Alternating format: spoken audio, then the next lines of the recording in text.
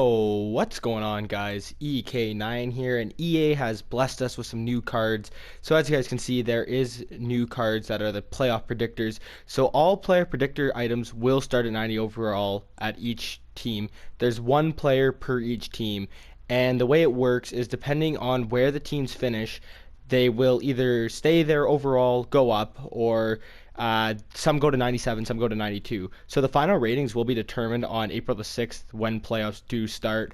So if you pick a card from a team and they don't make the playoffs, so more than likely my Sharks, the Detroit Red Wings, anything like that, they'll stay 90 overall.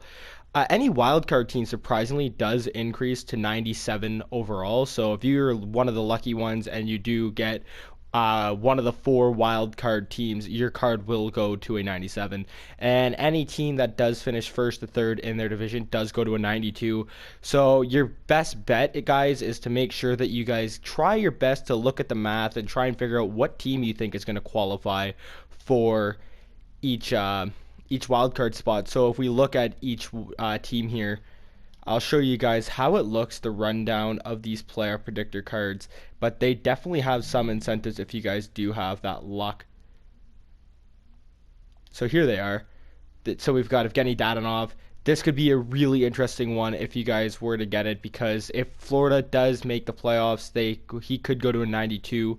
I definitely recommend for the Metro, probably, I want to say the Isles, maybe Carolina, and more than likely Columbus. Those are the three teams that are more than likely going to qualify for the wild card in the Eastern Conference. When it comes to the West, it's a little bit trickier to figure out. That can go any way, but those are your best bangs. So the Rangers, they got Igor Shesterkin. The Sharks have Kevin LeBanc. I guarantee he's going to stay at 90. Don't really expect much. Dallas probably going to make the playoffs. So some of these are definitely going to go up in price. Some of these are definitely going to stay where they are. Detroit, you're going to be stuck with the 90. Val Filppula, I'm sorry to say it, but you're guaranteed 90 overall, and that's what you're going to stay, because Detroit's the only team that is confirmed to not make the playoffs this year. Jack Hughes, they've got a couple nice cards here, so I definitely recommend. I'm not going to go into the West too much, because generally the West is a little bit trickier to figure out based off standings. I'll just take a look at the standings quick here, guys, and give you guys a little bit of an update of how it looks, but definitely think the East is a lot more easier to predict than the West. So the way it looks, Bruins and Lightning, basically they're going to finish first and second, so those cards are probably going to go to 92s.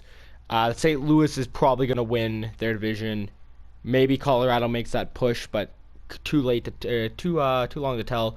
The Predators and Jets are currently in the actually the Flames and the Predators are both in wild cards, but the Central Division is so stacked. You got the Jets, you got the Wild, basically just points behind. So that one's a little bit tougher to figure out.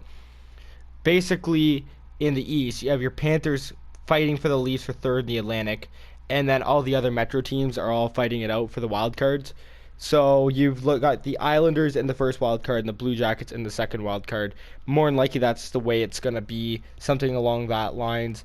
The Hurricanes, Rangers really making the push. So basically, any four of those teams could get in. So you guys basically got a 2 of 4 chance. I really don't think Florida or Toronto qualifies for a wild card. Definitely think it's going to be a Metro team. The Metro division's highly stacked. So you guys have your choice of that. Personally, my guess is it's going to be the Hurricanes and Islanders. I think the Hurricanes made a lot of moves at the trade deadline to really qualify themselves. However, though, it could be maybe Pittsburgh or Philadelphia, depending on if they slip for where they are. Don't see Pittsburgh dropping too much, because Pittsburgh did make a few moves, adding Zucker, adding Marlowe. They got Connor Sheary back. They've made a couple good moves to solidify their depth. Don't really think they're going to really drop too much, but the Flyers could slip to a wild card position. That's definitely something to watch out for. So it's going to be your guys' best bet. Personally, I think it's going to be the Flyers hold. I don't see them dropping too much and playing really well this season.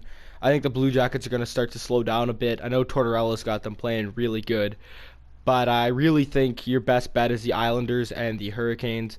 Unless the Islanders start to really get things going with, well, they do got Gabriel Pajot now, so they could maybe take off. But definitely think the Hurricanes. For sure, that would be one of the ones I definitely bet as a wild card.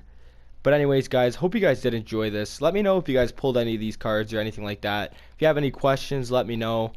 Anyways, guys, I'll see you guys later. If you haven't hit that subscribe button, make sure to hit it, guys. See you guys soon.